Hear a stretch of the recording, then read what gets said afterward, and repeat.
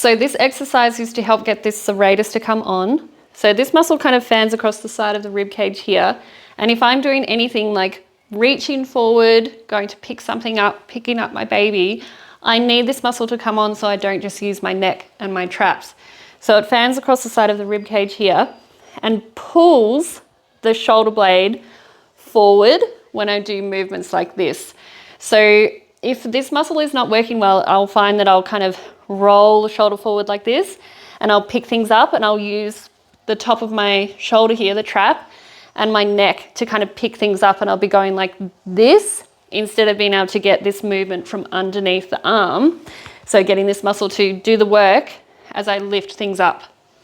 So we're going to use a wall, and I want you to just start really nice and slow with this and try to get this movement down so that you can feel the difference between protracting, getting the rib cage to move back against the shoulder blades, and then retracting and getting those shoulder blades to come down and back along the spine. So you'll often see winging on the shoulder blades. So you can kind of see it when I do this. You see it pops up off of my rib cage here. It's really flaring away. And I want that to come back onto my rib cage and stay nice and flat against the rib cage. So we're going to go hands against the wall. I'm in a little bit of a plank here. And I'm going to start off by having my hands about as high as my shoulders. And I'm going to come up slightly onto my toes. So from here, I'm going to start by pushing my chest away from the wall. I'm keeping my sternum lifted, and I'm thinking of pushing from underneath my armpits. So I'm going under rather than this, where I'm just flexing through my spine. So from here, I don't want this. I want to have you going, pushing the whole rib cage back through. I'm pushing away from the wall, and my chest and sternum is staying lifted while my rib cage is pushing back towards my spine without just fully flexing here. I'm staying nice and tall to do this. And I'm thinking first of protracting. So I'm pushing that rib cage back and through my shoulder blades.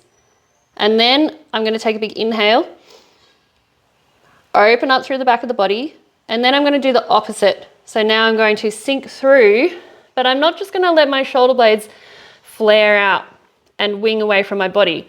I want to drag them down my back and get them to stick to my rib cage as I push my chest back through. And then I'm going to do the opposite. Inhale, push away from the wall.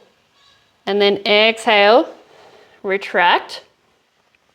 Bring those shoulder blades down the back of my body, down the back of my rib cage, and pulling towards my spine.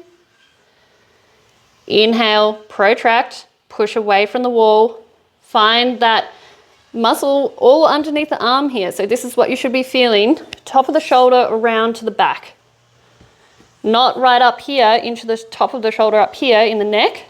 I mean like here. Pushing away to inhale.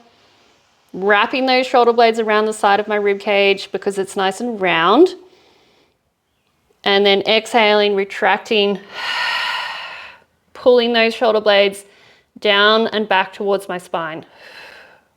So what you're looking for here is that your shoulder blades are not winging away from the body when you do this. If I kind of just let my shoulder blades come up as I come through, they're going to pop up, and I want them to stay down and back.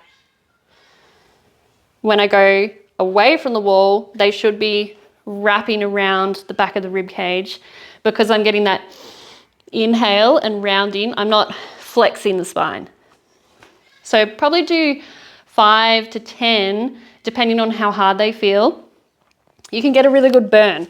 So I'm already burning through here underneath my armpit because I'm getting that nice movement, pushing the whole rib cage back through and then really retracting as I come forward.